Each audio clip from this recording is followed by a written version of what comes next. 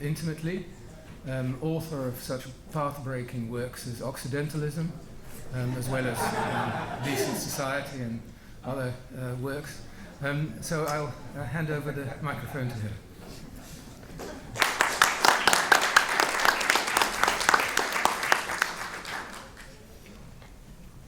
Well, it's tough to talk after lunch, and since my topic is home, you can feel at home and doze off when I lecture.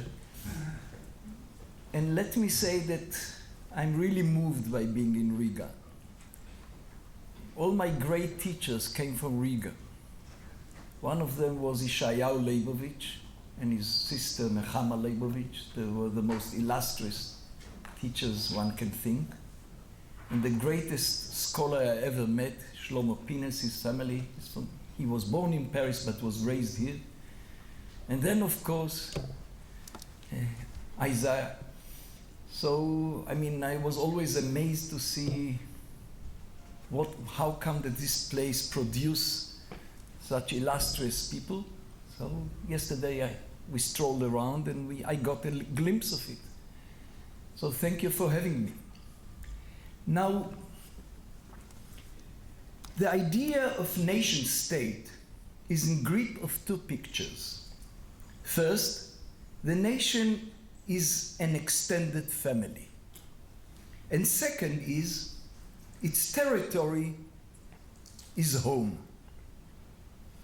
Berlin's own thoughts on nationalism, and in particular on Zionism, were, I contend, strongly influenced by these two pictures of family and home.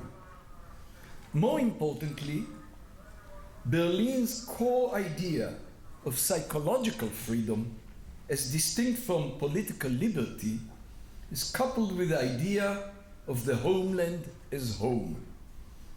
Also, I shall argue. So the next section is home, sense, and sensibility. Analytical philosophy is concerned with sense. History-based philosophy is concerned with sensibility. The analysis of concepts is in the realm of sense. Systematically binding together concepts to sentiments is the realm of sensibility. Sentiments are sophisticated emotions. They are owned only by creatures with language. Thus, patriotism is a sentiment. Fear is an emotion. Humans can be patriotic. Dogs can only be fearful. Sensibility ties sentiments to concepts. Sensitivity ties feelings to concepts. Isaiah Berlin's move from analytical philosophy to the history of ideas is well advertised, but not well understood. I don't believe that he moved from philosophy to history. I believe that he moved from sense-centered philosophy to sensibility-centered philosophy. For him, the sensibility of concept like freedom comprises not just an account of its sense, be it negative or positive, but an appeal to such things as the end of Fidelio, when the prisoners sing Hail to the Day, and the minister Don Fernando announces an end to tyranny. For Berlin, if you are not moved in the right way by the prisoner's song, then you miss the sensibility of freedom, even if you know everything about the sense. Berlin had very little to do with Freudian explanations, yet I believe that he suspected that sense without sensibility is the kind of defense mechanism that Freud dubbed intellectualization. Removing oneself from an emotionally charged situation by focusing on logic and facts. Berlin played a well-documented role in the emergence of analytical philosophy in the Oxford Ordinary Language Guise. He was more invested in this project than he later cared to admit, admitting only his ambivalence towards it. There is a story he liked to tell about Tolstoy's visit to Germany on an educational tour. Tolstoy attended a class, and the teacher showed the students a picture of a fish. "What is it?" the teacher asked them. "A fish," answered the students. "No," said the teacher. The students were baffled. The teacher became more insistent and kept repeating his question while pointing sternly to the picture of the fish. The students became more bewildered. Then the teacher said in a triumphant Teutonic voice, "It is not a fish, it is a picture of a fish." This display of silliness struck Tolstoy, and I hasten to aid Berlin, as an instant of grotesque pedantry. Tolstoy and Berlin sided with the bemused pupils. Yet, a great deal of analytical philosophy is focused on the distinction between word and object, between representation and the world, that the teacher tried to force on his pupils. Berlin already learned from Gilbert Ryle that in this example, the word fish is a systematically ambiguous term, referring both to the real fish and to its picture. He also was familiar with Ryle's position to the effect that unnoticed systematic ambiguities are the main source of philosophical confusions and philosophical problems. Yet Ryle's position seemed a bit fishy to Berlin. Fishy or not, home and homeland are systematically ambiguous terms that oscillate between the real place and its representation. It is a curious phenomenon, yet nevertheless true, that one can fall in love with fictional character, such as Natasha Rostova or Mr. Darcy, just as a representation of home and homeland can elicit feelings of tremendous longing. My father's generation, for example, was immensely moved and felt tremendous yearning for Zion after reading a book penned in 1853 and were written in biblical Hebrew by an author from Lithuania, then part of Russia, named Abraham Mapo. The book was called Ahavat Zion, Love of Zion, and set in biblical times. The images of ancient Israel that it evoked elicited in its readers a strong sense of an ancient Jewish national home. Only when my father arrived in Palestine did he discover that the Jordan River of his yearning was nothing like the Vistula of his home in Poland, but more like the pathetic Rubicon in Fellini's Amarcord. The strength of the idea of home hinges precisely on its being caught in a systematic ambiguity between representation and object, or, as in our previous example, between fish and the representation of fish. Resolving the ambiguity makes a lot of sense if our interest is in the sense of home. But retaining the ambiguity is essential if you are also interested in its sensibility. Now to the section on national home. For Isaiah Berlin, as well as for many other Zionists, the constitutive document of the Zionist movement was the Basel program of the First Zionist Congress. It declared that, and I quote, "Zionism seeks to establish a home for the Jewish people in the land of Israel, secured under public law." The idea of home for the Jewish people was iterated in the Balfour Declaration of 1917. The declaration was a letter signed by Lord Balfour, the Foreign Secretary, to Lord Rothschild, a leader of the Jewish community in Britain. The prime movers behind the declarations were Chaim Weizmann, to whom Berlin was particularly attached, and the German-born, the first Viscount Milner, who actually drafted the declaration. The crucial phrase of the declaration is this, and I quote, "His Majesty's government views with favor the establishment in Palestine of a national home for the Jewish people." A national home, as such, is not a recognized political category, unlike, for example, home rule. which means in effect self-government as part of a larger political unit. But the term national home retained a strong flavor of home, and this is part of the nature of its allure for Jews everywhere, even if the declaration didn't explicitly promise a full-fledged state. So the idea of a national home was far from being alien to Berlin. It is important to remember that in the history of Zionism, the political idea of a national home for the Jews was rivaled by another notion of home, a cultural notion that played an important role for the generation that preceded the foundation of the Zionist movement. The Jewish Enlightenment, the Haskalah, was guided by the slogan, "Be a Jew at home, but men outside." This slogan was an adaptation of a line by the foremost poet-prophet of the Jewish Enlightenment, Yehuda Leib Gordon, who was born in Vilnius, 1831. In the poem, "Awake, my people," he heralded the dawning of Jewish enlightenment in Europe. He wrote that if the Jews were willing to open up and stop behaving like strangers among Gentiles, then they would be met with a greeting, "Our brothers," and the welcoming Gentiles would purge from their heart the prejudices and hatred to the Jews.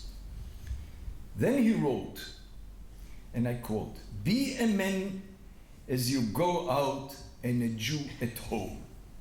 In the Enlightenment slogan, Gordon's verse had been reversed from a man first and then a Jew to a Jew first and then a man. The high hope of the Jewish Enlightenment of being accepted by well-wishing Gentiles, if only the Jews would stop behaving like strangers and try to be agreeable to the general society, were shattered by the pogroms of 1881. The pogroms followed the assassination of Tsar Alexander II of Russia and the subsequent rumors that the Jews were behind the assassination. Anti-Jewish riots and pogroms lasted for 4 years. It is hard to exaggerate the importance of those pogroms for the history of the Jews in modern times. The massive immigration to the United States was one reaction to the pogroms. Zionism, with its shift from the Enlightenment effort to make Jewish life a private matter, which is a sense of home in the Enlightenment slogan, to an effort to form a collective home for the Jews in Palestine, this was another idea. And now to Herder and Berlin's sense of feeling at home. Here is a brief citation of Berlin's interpretation of Herder's notion of feeling at home, and I quote, "Whoever does not feel at home cannot create naturally, freely, generously, unself-consciously, in a manner Schiller called naive, and that Herder, whether he admits it or not, most admires and believes in." End of quote. I am willing to say much the same about Berlin himself, namely that whether or not he admits it, he believed in and cherished the idea of feeling at home much as Herder did according to Berlin. It is exactly this sense of feeling at home that Jews in Berlin's opinion lacked in exile. Moreover, it is this sense of home that the national movement of the Jews, Zionism, set out to correct by creating a Jewish state in the ancient homeland, in which Jews could feel at home in Herder's sense. When I say Herder's sense of home, I'm pretty sure it was Isaiah's sense of feeling at home, irrespective of the moot question of whether Herder held this view or not. Note that on Herder's Berlin account, the stress is on the idea that feeling at home is a condition for being free in the most fundamental way of being free, namely of being freely creative. Feeling at home is not a condition of being creative, but it is a condition of being creative in a particular way, naturally, generously, and unself-consciously. There are two types of creativity. Creativity guided by rules, like the linguistic creativity of each and every speaker of a natural language, who can produce novel sentences according to a given limited set of rules, which Noam Chomsky made famous. And then there is creativity in changing and deviating from the rules, like the use of metaphorical poetic language that was made famous by the Romantic movement. A story, too good to be false, has it that the 16-year-old William Ellis, while playing football, picked up the ball in his hands and ran to the posts of the opposite side and grounded it there. And I quote, "With this fine disregard for the rules of football, as the monument at rugby school has it, the game of rugby was born." Ellis' coach had noticed the potential for a new play. Kirk Warrendow made the fine disregard of rules the hallmark of modern and contemporary art. Berlin was far from being wedded to the contemporary art, but he was wedded to the idea of creativity as fine disregard of conventional rules. Berlin, I believe, won't question the belief that modern art in its contemporary form is an expression of disregard of rules, but he would question whether it is a fine disregard. The main thrust in Herder Berlin's notion of feeling at home is freedom. Creativity in art is merely a glaring manifestation of it. But feeling at home is what on their account enables us to behave naturally, spontaneously, and without the paralyzing effect of being overly self-conscious. In short, being free in an important sense of freedom. I would even say that this notion of freedom was, for Berlin, infinitely more important than the whole talk about positive, negative liberty in the political sense. That's the oral Berlin, not the written Berlin. The stress in Herder's Berlin's account is not on the obvious traits associated with the idea of home, a shelter and a sense of security, or a sense of unconditional belonging. It is not even the coziness or the warmth that Herder Berlin stress. Although these traits contribute to what is most important about the feeling at home, the stress in their idea of home was on freedom coached by such terms as naturally, unself-consciously, or naive in Schiller's sense. Isaiah Berlin's admired Tolstoy, the artist of war and peace. He was troubled by Tolstoy the historiographer. Tolstoy the historiographer was interested in freedom, or rather in the lack of it. He advocated strict determinism, and with it a denial of the role of free human choice in history. In contrast, Tolstoy the artist was interested in the feeling of being free. By contrasting war and peace, he contrasted home with an open battlefield. Home is where the Rostov family feels free. At home, they are totally familiar with the way things are, and they feel very much at ease. Whereas in the battlefield, Prince Andrei feels utterly unfree. He feels not just the yoke of everything being determined, but he feels a downright sense of fatalism, namely the depressing feeling that it does not matter what you do, the outcome would remain the same. Tolstoy the thinker did not give much weight to the feeling of freedom. Feeling free does not amount to being free.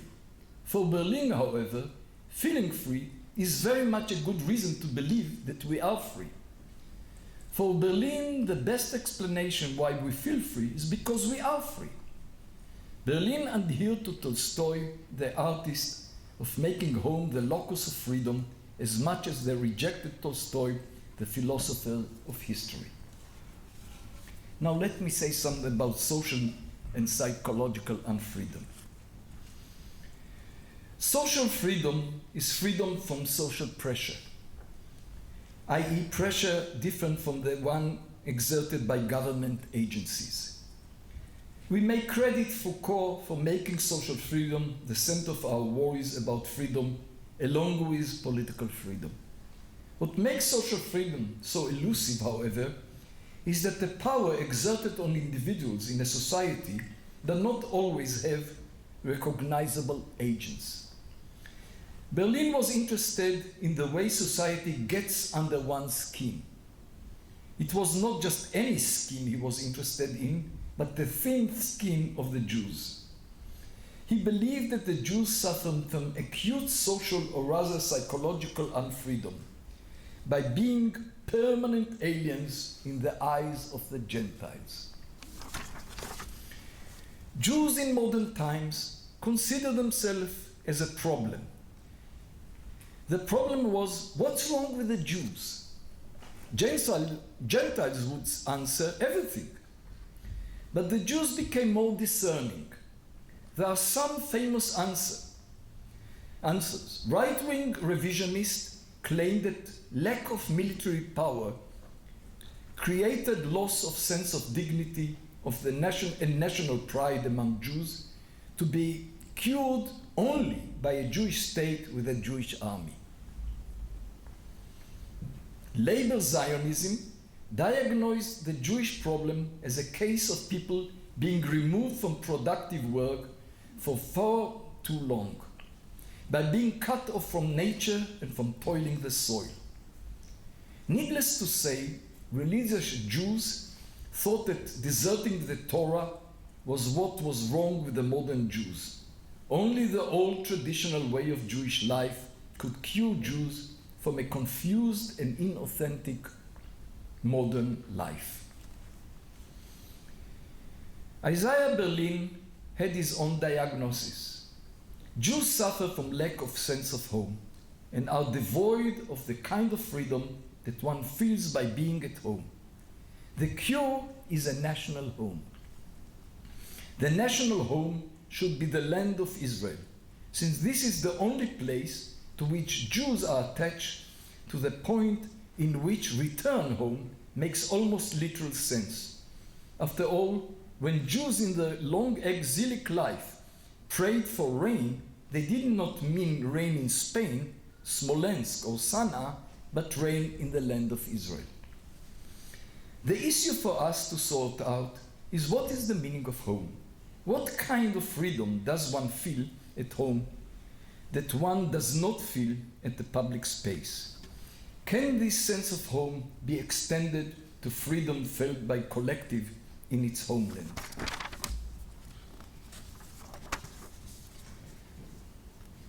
Freud made famous the idea of the uncanny,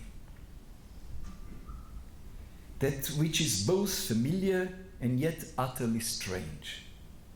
If the unambiguous familiar is heimlich, the homely, then its contrast, the uncanny, is the unheimlich, the unhomely.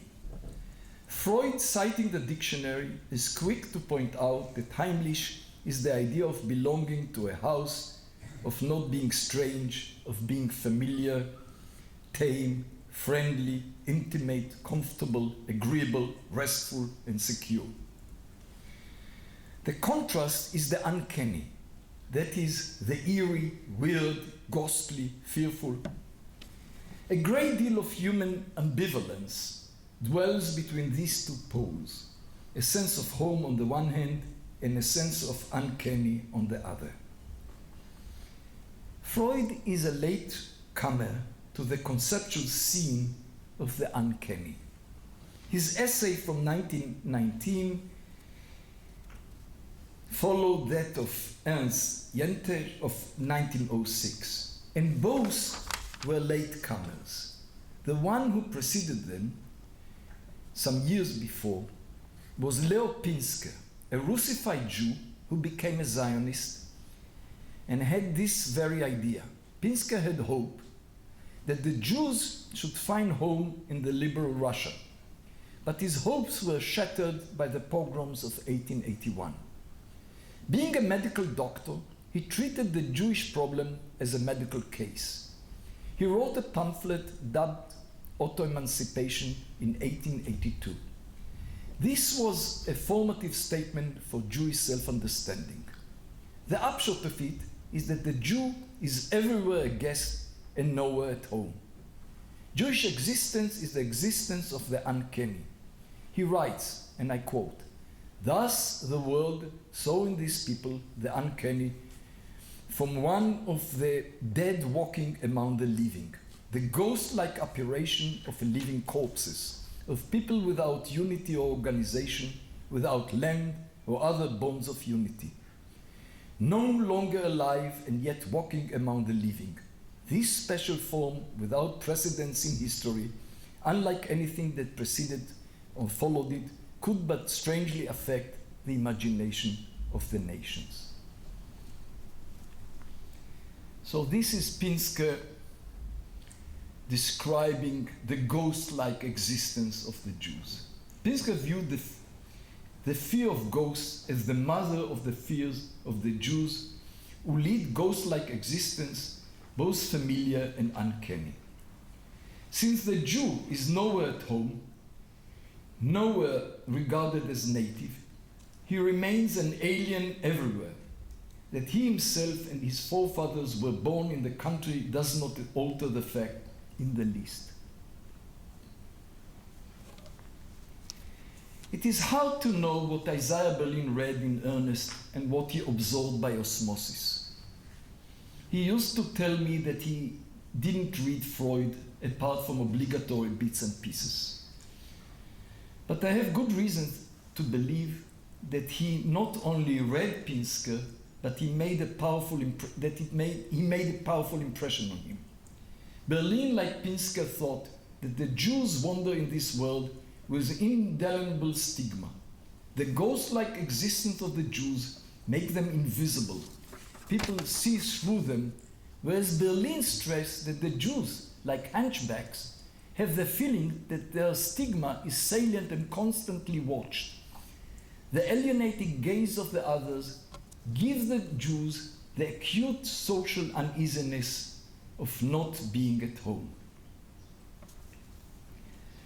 Pinsker was wrong, and so in Berlin was Isaiah Berlin, in believing that being permanent stranger or the internal wanderers is something unique to the Jews.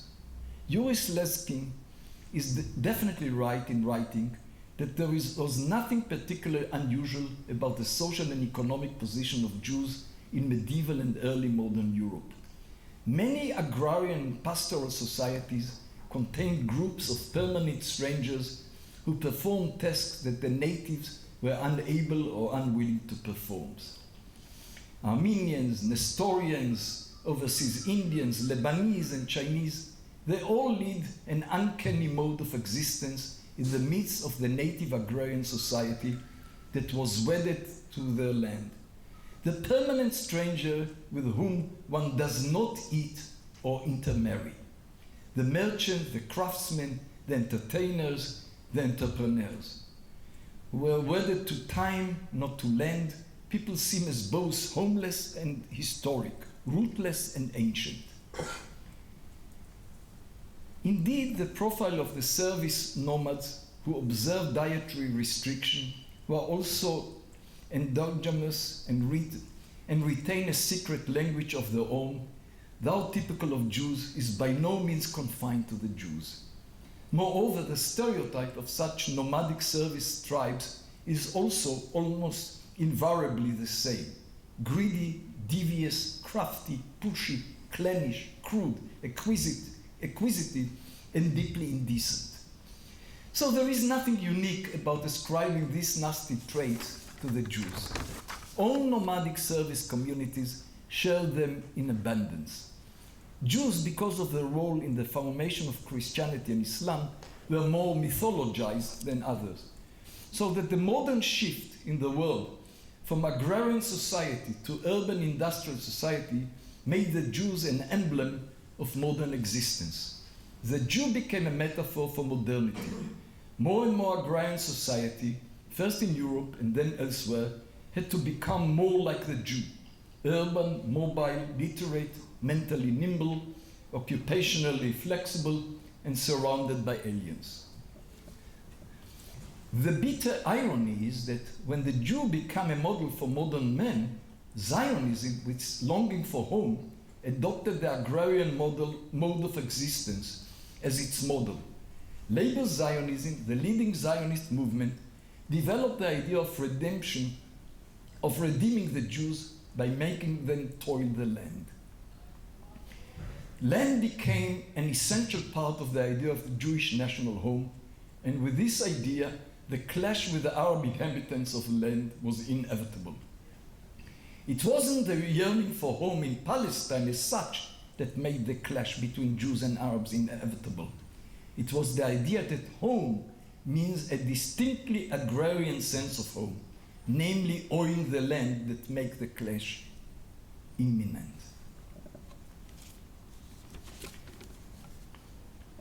Home and freedom. Isaiah Berlin was genuinely puzzled by his own attraction to writers that stood for opposite of everything he believed and stood for.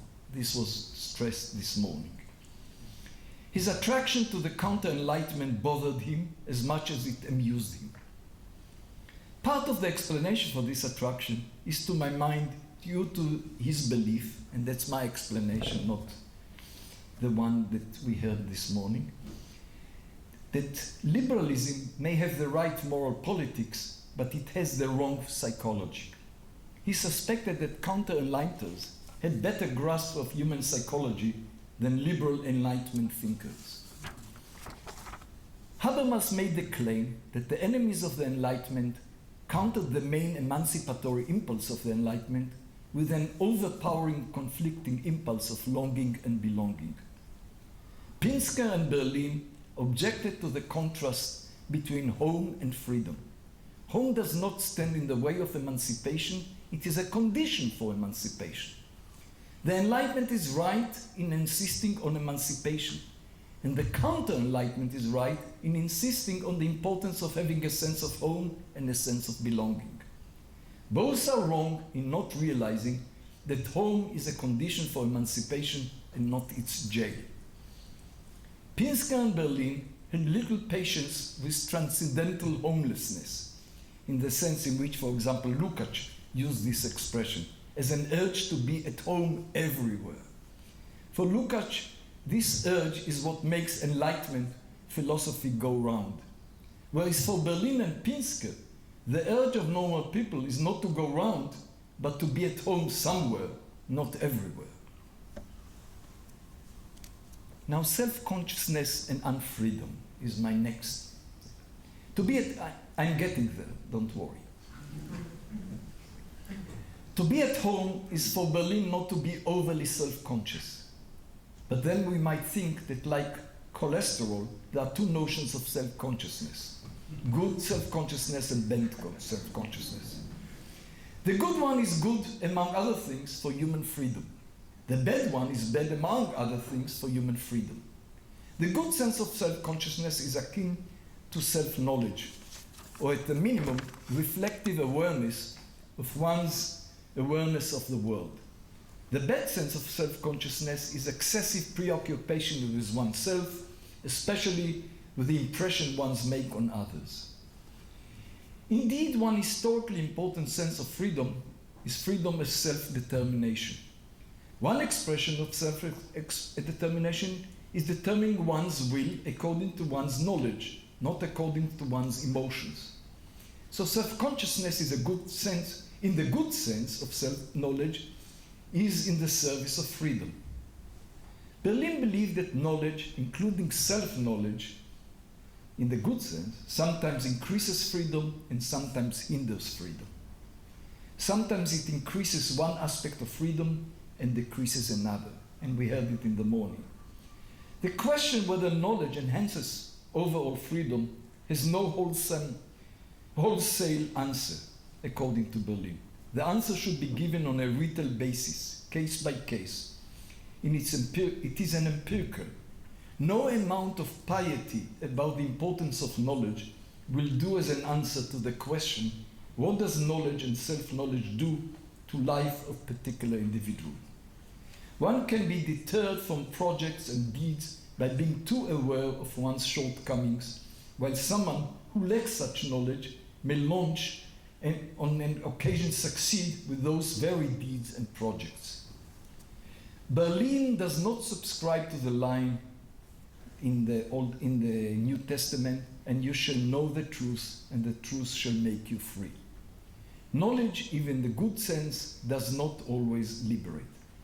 But self-consciousness in the bad sense of being acutely aware and embarrassed by feelings that others observe you critically is, according to Berlin, a tremendous impediment to one's freedom. It is what unwelcome guests feel. Feeling the intimacy of home is that which emancipates one from the bad sense of self-conscious. Now, vacating home and freedom. The Hebrew word for vacation and freedom share the same root. Indeed, for many people, the concrete sense of what is freedom is what they have on vacation. This is rather curious, since totalitarian regimes such as the Soviet communism and Nazism were pretty good at organizing elaborate vacation for working people. In the wave of nostalgia, indeed nostalgia in Germany, for life in the former East Germany, memories of old vacations loom large. Vacation derives from vacances. The French term is due to the fact that upper classes family vacated their houses to spend time in summer houses so that their homes remained vacant. So vacation as a manifestation of ideal freedom was not associated with home, but with summer substitute for home. For Berlin, it is not vacation, but the daily life at home that is the stage of freedom. For Rousseau and the Romantics, it was nature as opposed to society that set the stage for freedom, the realm of natural and authentic behavior.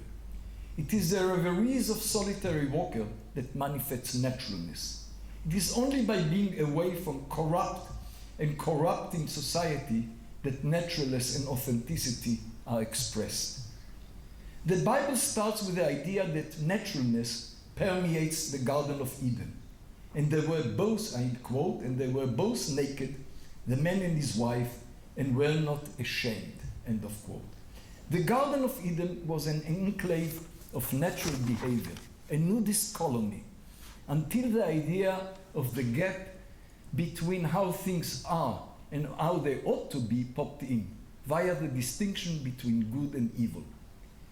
The Garden of Eden was not an undress rehearsal for social life. It was the negation of social life. For Berlin, nature starts and almost ends at home. It is at home that humans behave naturally, spontaneously, and authentically. In short, a home is where human can feel free. The string of adverbs, naturally, spontaneously, and authentically, is not a string of synonyms, but they overlap. The way they overlap is relevant to the sense of freedom that I believe Berlin entertained. For Berlin to be free is to be unimpeded by external constraints, but not less importantly, to be unimpeded by internalizing the constraint from the outside elements that are alien to one's nature, especially internalizing the gaze of one's detractors, which in extreme cases create the phenomenon of Jewish self-hate. Berlin, in writing, stressed the external impediments in his dealing with political liberty. The conversational Berlin, whom I knew, talked mainly about internal impediments, about psychological and social freedom.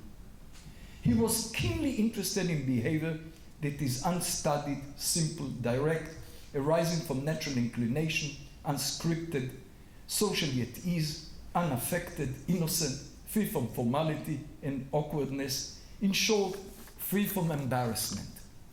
It is this kind of behavior that he believed manifested psychological freedom, and it is kind of freedom the Jews outside of Israel lack. Having a home may cure this kind of unfreedom. I don't think that Berlin was launched on the project of bringing back the id to the yid, as in the quip of Philip Roth. But he definitely thought that being ghostly guests made Jews restrained and constrained, and that by internalizing the Gentiles' shaming gaze at the point of excessive social uneasiness. Jews suffer from acute psychological unfreedom. And now my last section, and those of you, it's a call to wake up.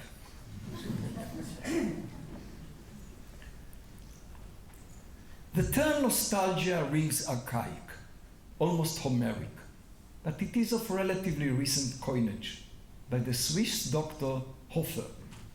He thought of longing to return home, nostos, as a disease. It afflicted Swiss mercenaries, and so it was also called, among other things, the Swiss disease.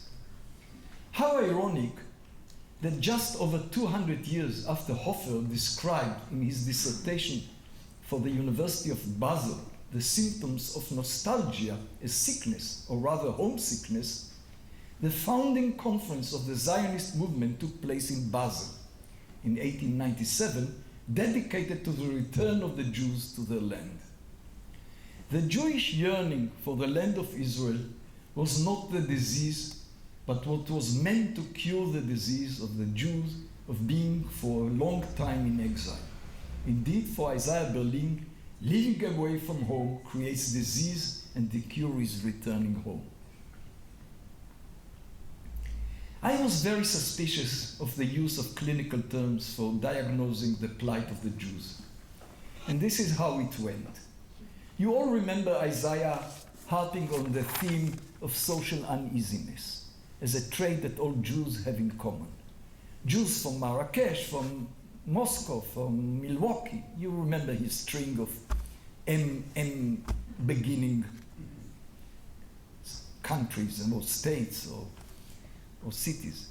Israel, he thought, for all its shortcomings, relieved Jews of this acute anxiety. Once as Berlin, I talked about this sole subject.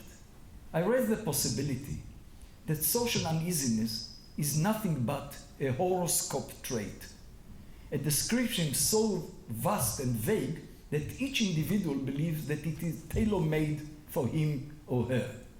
Each one believes that deep down one is truly shy and not really at ease among strangers. Astrologists like graphologists and personality testers thrive on such traits. Tell anybody, not just Jews, that deep down they are socially not at ease, and they will readily agree with you. Tell them that they are really need a sense of home and they feel too much like stranger in this world, and they may agree with you too. I went on and told him that once, while being wined and dined at one of the Oxford illustrious high tables, I raised the question, who in Oxford is in? The names that were tossed around were Isaiah Berlin and John Sparrow, but then people got stuck. So if you are perceived by Oxford worthies as the ultimate insider, in what sense are you socially uneasy in Oxford? If that is what they say, they don't know a thing about me, Isaiah muttered. He blamed himself for his anxious to please. He thought that it came from an acute sense of social uneasiness that he shared with all Jews. He didn't think that he manifested another of Freud's mechanism, namely projections, ascribing his own attribute to others as a defense against painful attribution. On the contrary, the fact that Berlin felt anxious to please, despite being a success story, tells you, he thought, all the more what it is like for less fortunate Jews. He found my glib skepticism about social uneasiness and home as a cure for it, a manifestation of the success of Israel to create a new breed of Jews who failed to recognize the symptoms of what troubled him and his fellow Jews in exile. So I'll stop here. Thank you.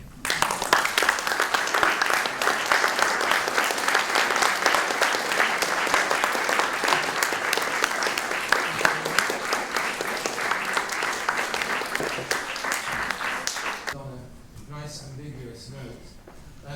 I was thinking of the image of Isaiah Berlin in khaki shorts, toiling in the soil of the Middle Eastern desert. And I found it a very hard image to imagine, really. And it seems that he himself actually was much more at home in Oxford than he would have been in the Negev. Do you still think that you were glib in your skepticism, or do you think you were more right than wrong? First of all, we thought that there is a difference between a collective cue and personal. Personal has to do with what is on your arousal. Secondly, I saw him in shorts in Paraji, and basically sweating there like someone toiling the soil in the Negev desert. So, no, he didn't. I mean, there was an effort to seduce him to come to Israel. And there was a real battle over him between the Weizmannite and the Ben Gurionites. It was a real pride. And he knew that to get there, between these two camps,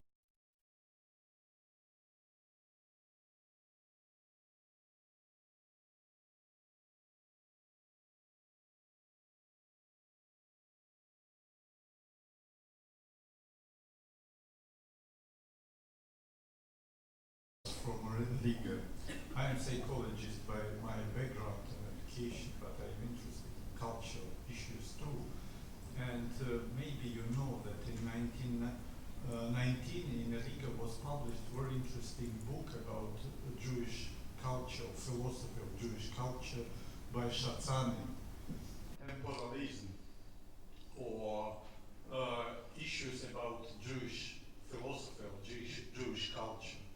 Its idea about the essence of Jewish nation or Jewish culture, not religious Judaism, but Jewish as a nation. And it's about discussion, these Zionist discussions from the one side, and Shatzanin proposed own theory, territorial socialism. Maybe you hear something about, because it was published not only in Russian but in Yiddish too. And I think that Berlin used these books in Yiddish, and knew some publications in this region, in Riga and in Vilnius maybe. And what you think about the role of social discrimination? Because as I understand your analysis, all these ideas, including his main ideas about freedom, are connected with these coping with social discrimination. Can be the consequence of your analysis the idea that it's one of the root of his liberal ideas?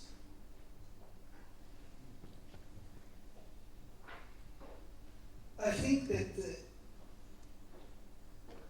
that when it came to the thoughts about Zionism and about Judaism, or Judaism is not even a word that he used, he was an instinctive Jew. The rest is a superstructure. Liberalism is all a superstructure on one base.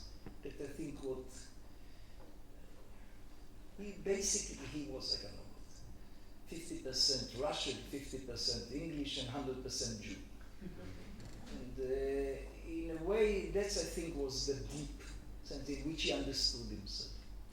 I don't think that his Jewishness wasn't an outcome of a theory. There are two attitudes. One is thinking about Judaism like a school of thought, or a religion that you adhere to, a community of faith. There is a faith, and you are defined by your adherence to it. And there is another, it's a family business. And I think it was all for the family business. That was his instinct. It was a family business. And as in the family, there are lots of black sheep in this family. It's not that he idealized the family or particularly even liked it. He felt at easily, he felt committed, had strong sense of solidarity. But your family you have to love, not to like. You have to have strong bond and commitment. It's you are lucky if you also like them, to be in their presence. And I think that basically not always liked them, but I think he was deeply in love and deeply committed. And it was, there wasn't much of a theory. What became, I think what made him a Zionist was his idea of Jews need home. I think was, in that sense, it was very strong. And I stress it not, they should, I mean, this is just a solution to get out of persecution. Because he didn't even think that the American solution is a good one for the Jews. Although Jews in America prosper like no one in Jewish history. There was never a community that prospered as Jews in America. But he didn't think that that's home. So in that sense, I think he was a Zionist, an instinctive Zionist.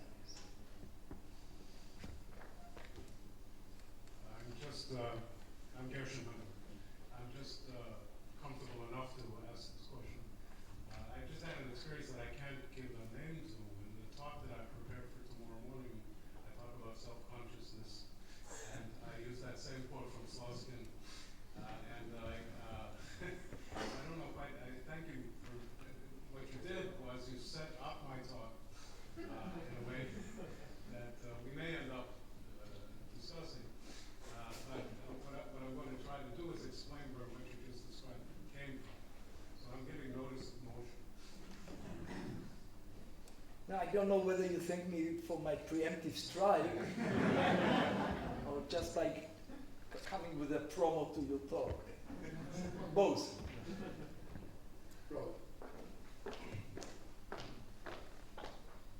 Seen from here, it's a little bit perplexing that Berlin, in later life, in his writings and in his recorded conversation, gave so little sense of an attachment or a belonging to the city of his birth. Can you shed any light at all on that?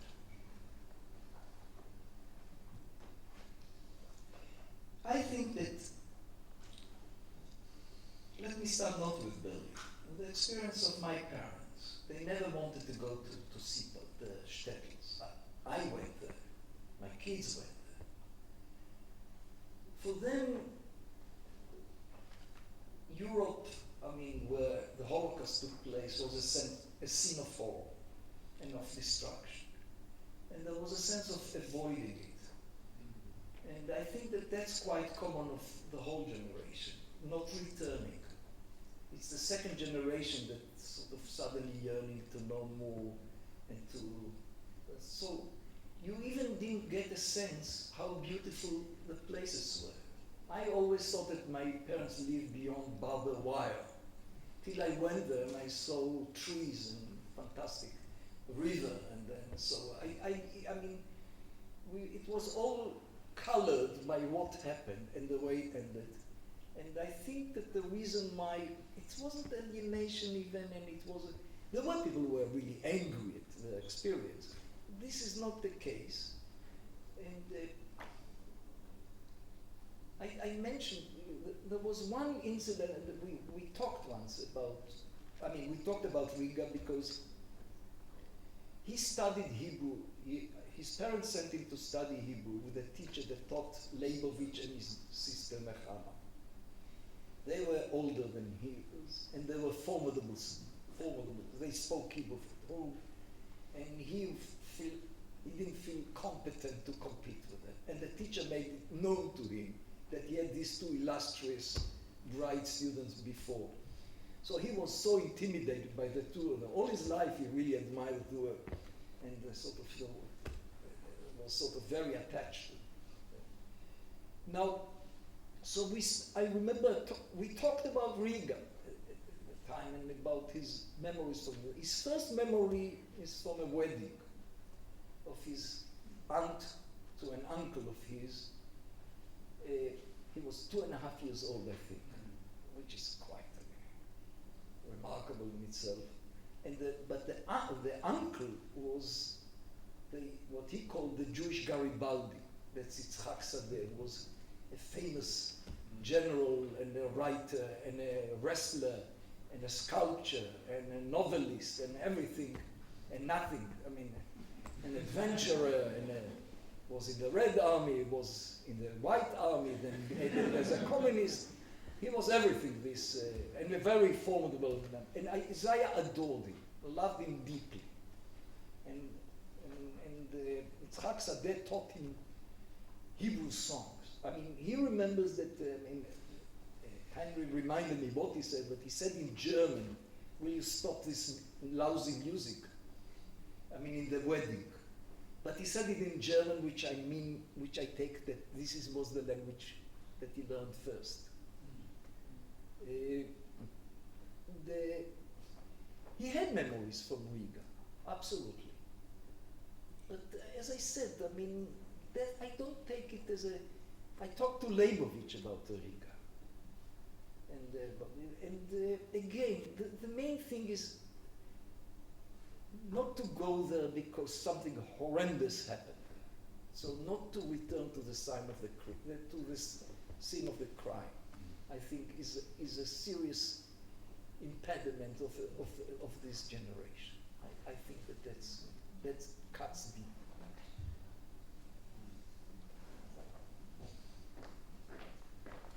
My name is Kay Gruza.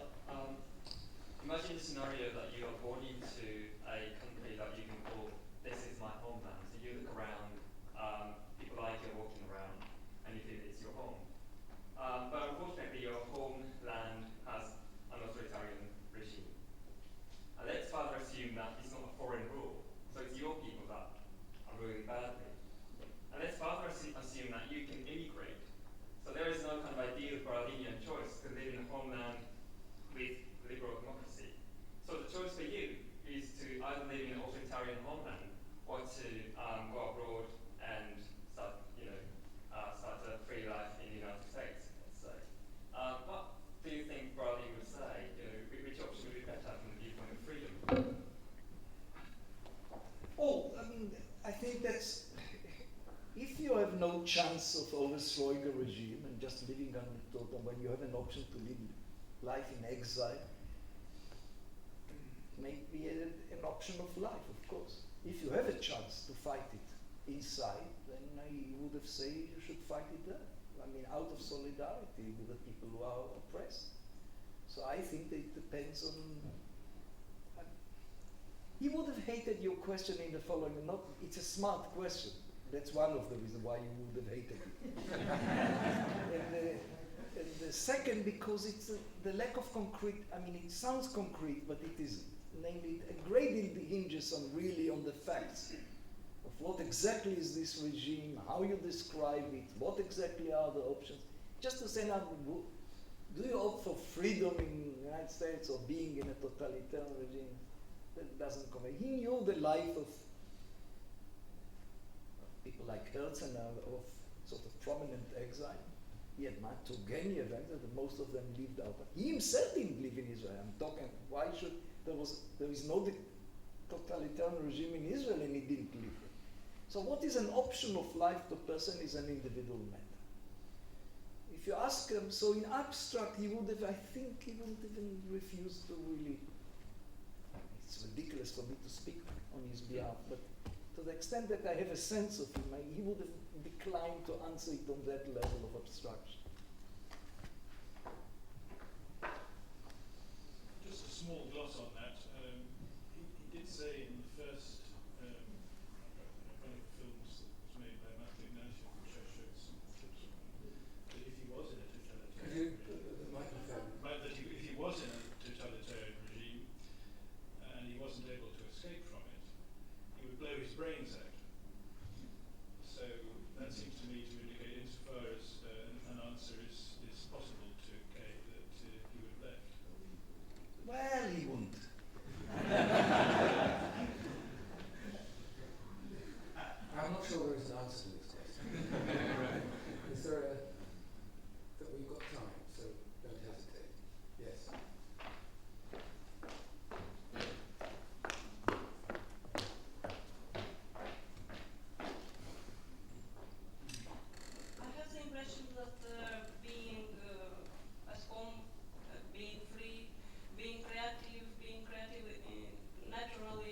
naive, self-conscious, and creative in a good sense, is limited by the inevitable gaze of the other, because every person is living creatively and naive and self-conscious in a good sense, but at one point the gaze of the other will intervene because everyone needs some confirmation of his efforts, of his creation, of his doings, and in this case the bad sense of the self-consciousness is quite imminent. Do you agree with my impression? Concrete. It's some kind of conditional belonging, conditional home. No, sure, you're absolutely right that we need confirmation and we need. Well, he was very much drawn to the distinction that Schiller made between the naive and the sentimental. The naive is like Tolstoy, Shakespeare. Those who react to the world directly and not second orderly. They don't think how they are perceived. When they write this line, how will it be perceived by others and what they would think, and what is a second order emotion towards what they do by what others think about it. Naive, mainly a direct relation with the world. Sentimental is this second order. And I think that he thought that to be free in the full sense is really being naive, namely not being overburdened with the view of others. He didn't think that he is free in that sense. And that was his yearning. But I think that that's what that's I think what he believed. Now, obviously we all know the psychological fact about us that we always undermine, we underrate what we have and value what we don't. So when we have liberty, we want freedom. When we want equality, and when we have equality, we want freedom. And usually we value more what we don't have. So when you ask me about totalitarian or freedom, it depends really where we are and what we value more. I think this is a tremendous bias that we always have in terms of evaluating values. We value too much what we don't have and take too much for granted what we do have. And I think that this is something that I think he didn't take enough into account. That's something that I think. But yeah, I can go on with it. But I once interviewed the British politician Enoch Powell, who has nothing whatsoever in common with Isaiah Berlin, in any way whatsoever. But he had the proposition that you always had to be loyal to the country, to your native country, whatever the regime. And I said, well, what about those people who in Nazi Germany or China who resist the government, the totalitarian government in their own country? He thought for a minute, and all he said was, some people are luckier than others. no, that's what this. I'm not saying this is what Berlin is. It's an answer. That's a blood. It's a That's a blood on the table type of answer. Yes, quite. Is that Outreach from the browser, the publication that Robert Cottrell edits. You alluded to this in your last answer, but to what extent was Isaiah Berlin free in this sense of naivety, or in Schiller's, and you said not fully, he didn't feel it, but broadly that is, to what extent, what was his home in terms of social circles? Narrow, family, or wider, as a person? Just some colour on that would be great.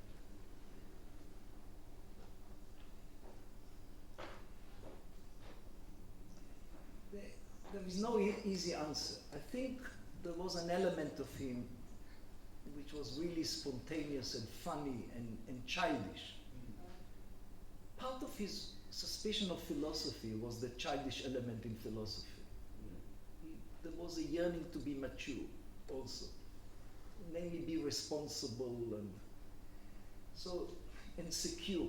So there were lots of, in him I think, lots of contradiction, not contradiction in the sense that he was tormented. He was suspiciously untormented. He actually said he was lucky in some fundamental way. He was really surprised by the luck he had in his life, and was puzzled by it, even by his fame and by suddenly that he became. There was something simple, elementary and simple in him, an ability to have really simple emotion. Yeah, that's absolutely was there. And people responded because he gave stranger a sense of immediate intimacy. So people walk, hundreds of millions of people walk in the world believing that they were intimate friends of Isaiah. And I don't think that, and yet I would have, who was really intimate with him, that's hard to know. It was far more, because there was also another layer of complexity, namely really observing himself third personally, not just first person reacting, but too much of a sort of, there was a great deal of a super ego, to use the term appealing. And I think the tension was there, but it wasn't tension that a paralyzing tension. It was, I think, it depends in which surrounding. And another thing, he was happy because he could easily be, he didn't suffer from being bored by people. So he was able to entertain boring people and feel at ease and comfortable. He didn't need raw meat all the time to stir things up.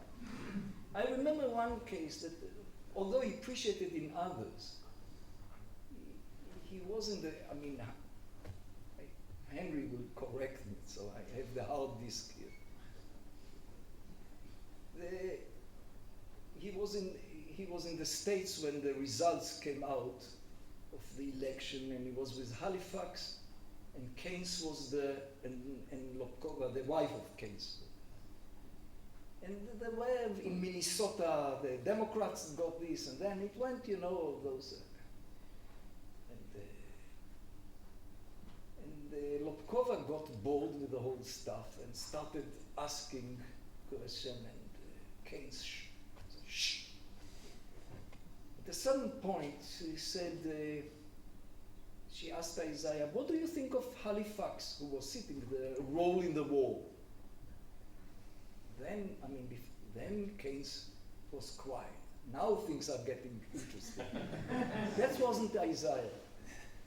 He liked people stirring things up, but as long as but he also the embarrassment of the situation, which didn't disturb Keynes in the least, disturbed him quite a bit. So, he could have been conventional.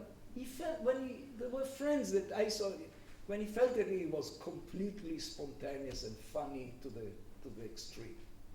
And when there was a diskette of things that he used to say. I knew how bold he is with people by what kind of diskette he presses. When there were stories about Weizmann, I knew that he's very bold. When he told other stories, I knew that he's less bold. So there was a whole range of stories.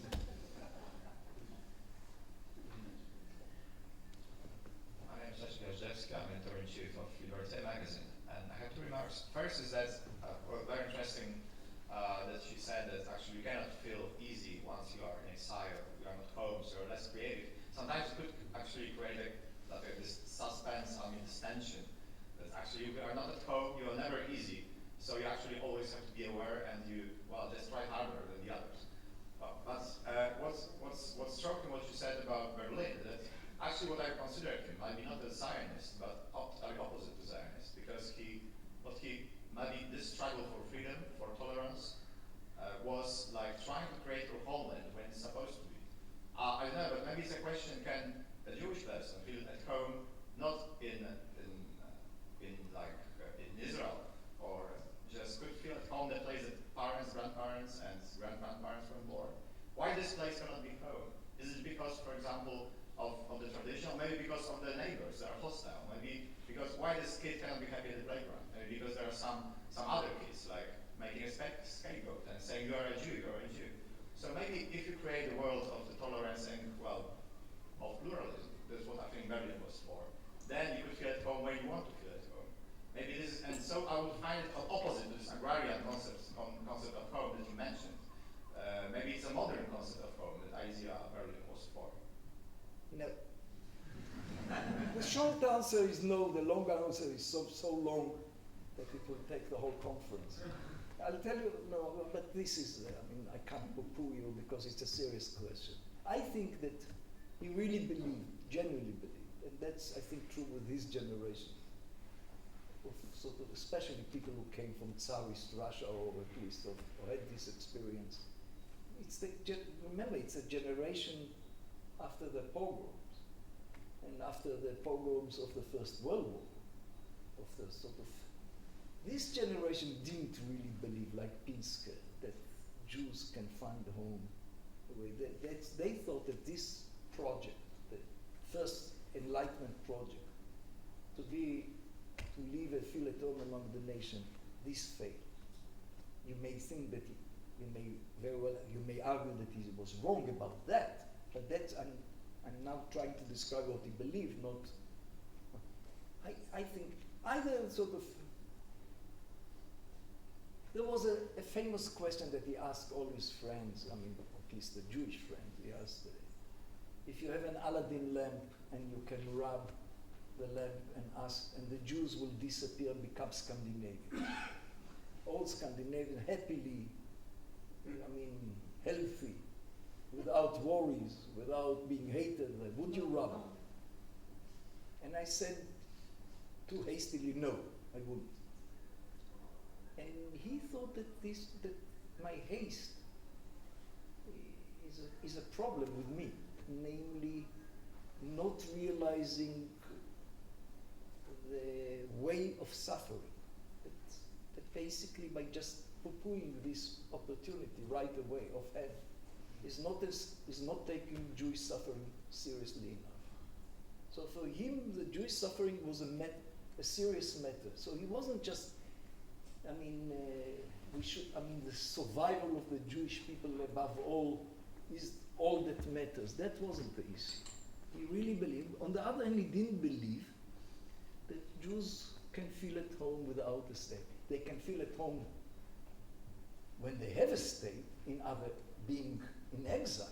Yes, once there is a Jew, like Irish people in the States, or Italian, or Spanish, if there is a home country. But being wandering Jews with no state, he thought that this undermines the idea of having a state. I think that that's my sense of it. What do you think? What do you think? Well, I'm committed to the idea of home, not for his reasons, but I'm committed that, not in the sense that people cannot feel it. As I said, feeling at home I think is really, in some sense for me, it's an horoscope trait.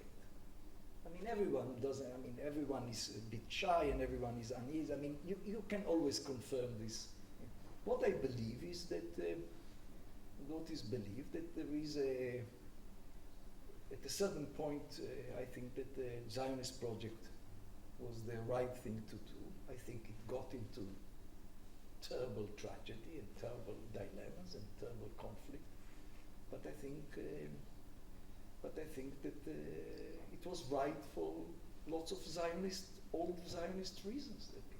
That there was something wrong in the Jewish life abroad. I think there was something wrong. I think there was a need to recreate and create an opportunity for secular Jewish culture on a nationalistic ground. All that, I think, and I wanted it to be sort of a social democracy and so on. So I thought that this was, in retrospect, I believe that it was the right thing. I believe that we are in deep trouble with this. But Isaiah believed even more than I do that Israel is in deep trouble. We've still got some time. Or do people prefer to go off? Yeah. Thank you. Impediments is my name. I'm just wondering, you have very well explained the social and psychological dimension of home, but there is political dimension, and there are in the case of Israel competing longings for home, and in that sense, I think also a clash with values. Now,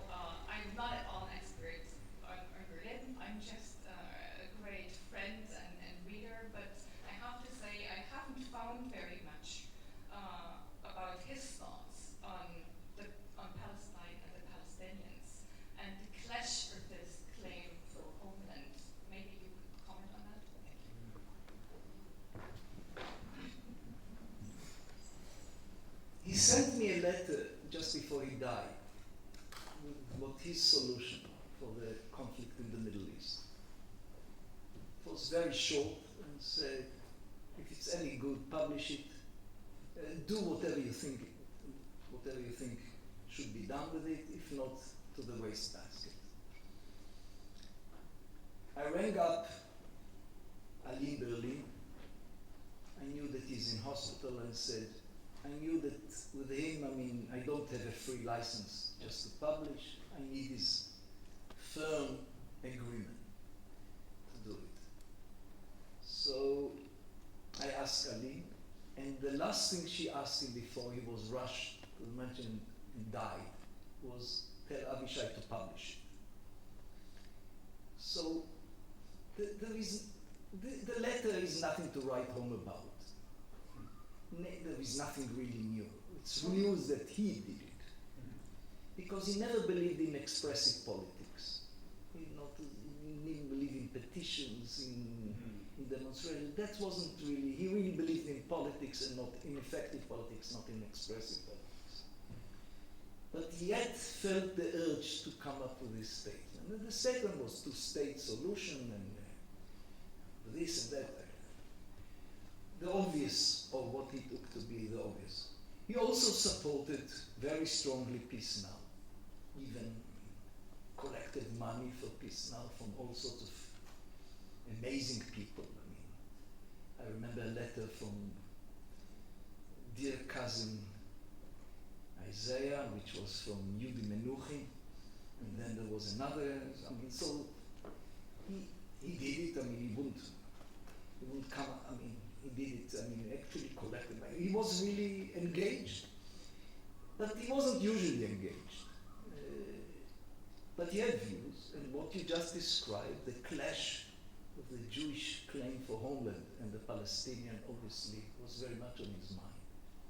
And he saw it as, like Weizmann, as a tragic clash of, and he thought that the only solution is a partition, and the two nations should have their own states. That's what he believed.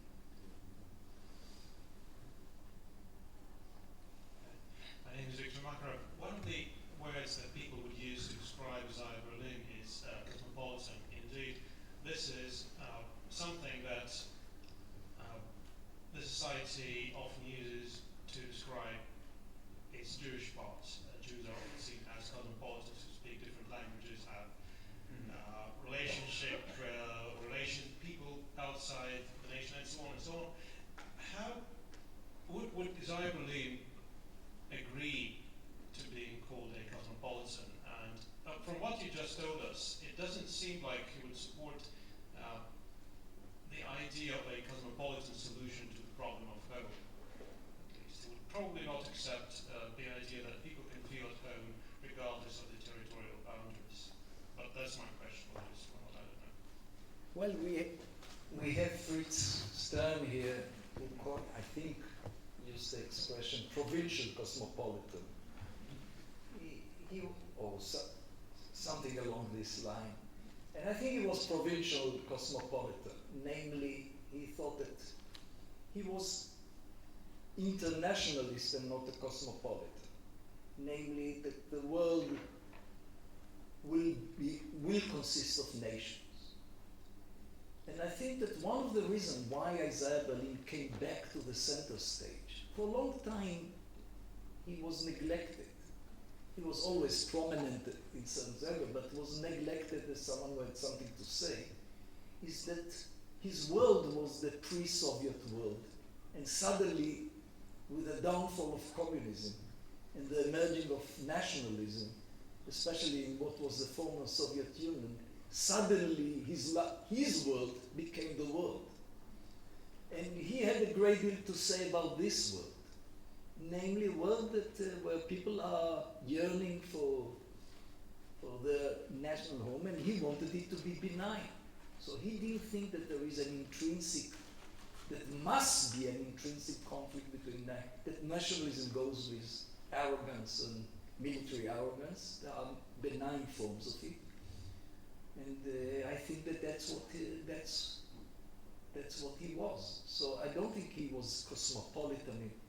And it doesn't. I don't think that it even made sense for him. He was thoroughly political. There is no politics in cosmopolitanism. There is no government. There is nothing political in cosmopolitanism. There is no such entity, political entity, to which the cosmopolitan gives an account. He was impressed by the Stoic philosophy, and it's very interesting that it's one of the philosophies that he really knew. I mean, in the sense that really spent time. Stoicism was something that meant, I mean, there was a time when he was deeply interested in it. But he wasn't cosmopolitan in the political sense, never. I don't think that even remotely so. I think we're all yearning for fresh air, but let's have one more question and close the As I move by a really wonderful talk. Okay, could you wait for the microphone? As I move by a talk, wonderful. Just one question or one comment. Isaiah, in the article that you mentioned, this beautiful article on Frank Weitzman, if I'm not mistaken, ended it by saying he was the freest man I knew. So the notion, which supports everything you said, of a free man, was very close to him. Yeah. And my own hunch would be, and it's really, that's what I wanted to ask you. Why would he, recognized as he was in Britain and feeling presumably to a very large extent at home, ask himself more than occasionally, am I a free man? In other words, what I'm trying to say is there such a thing in everybody, I'm free or not free? My sense would be some of the time, yes, and some of the time less so. I think that there were two questions that troubled him throughout his life. Genuinely troubled, existential. One, whether he's courageous enough. He was afraid that he's not. Yep. And I thought that that's what Turgenev and him shared together. And another was the issue of whether he's free. I think that that's for him social, I mean what I call psychologically free, not free. I think that those questions, I think, troubled him throughout his life that were genuine, not just fake. With Weitzman, it was more ambivalent when it came into the writing. And you can appreciate the story. He walked with Weitzman into a restaurant. And Nenia was there. And Nenia just married a gentlewoman. She was Polish, or I don't know what she was. And Weitzman cut him dead, didn't say hello to him. Now Nenia was the most loyal servant of Weitzman, adored him, worked for him, worshipped him. And he cut him dead. You married out of the tribe. That Isaiah fought, that troubled Isaiah greatly. That's something that he couldn't take. That's why Isaiah was very bad. Not just a sort of bad manners, but bad tribal manners. That's why Isaiah was a serious problem. Not even the Weitzman stories, like everything, there was a level, as you know, as I said, a level of simplicity and raw emotions in it, and then there were all layers of sort of epicycles on epicycles on epicycles. So the points on which level you describe, I mean, everything depends on that. But the question of his inner freedom troubled him throughout his life. Courage more, but freedom too. Thank you very much.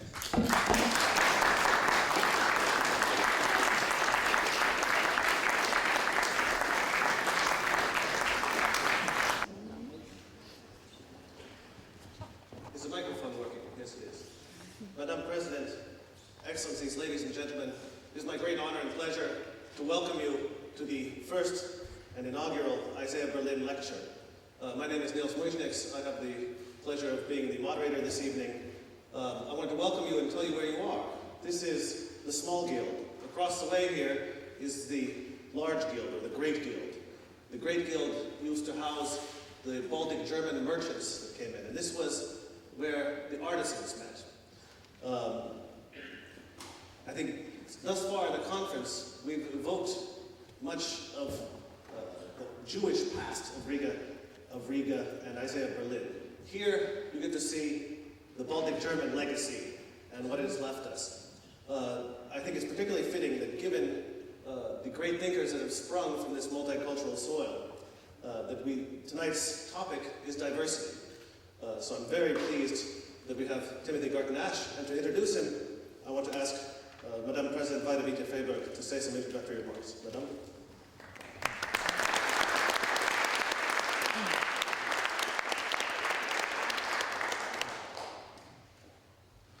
Excellencies, ladies and gentlemen, it's always a pleasure to be doing something for the very first time, especially when there is good hope, and I'm told that there is, that the tradition is being established and will be continued from now on.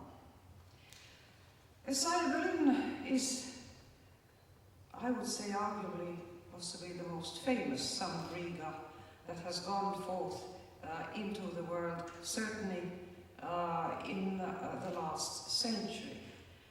And it is fitting, I think, that on the year of Centenary we have this opportunity to set up a new tradition, which would be to have a yearly lecture honoring Sir Isaiah Berlin and his thought, his contribution to Europe and to mankind, his remembrance in the city and country of his birth, even if the country did not exist at the time when he was born in it, and to gather here in Riga the best minds, the best thinkers, the most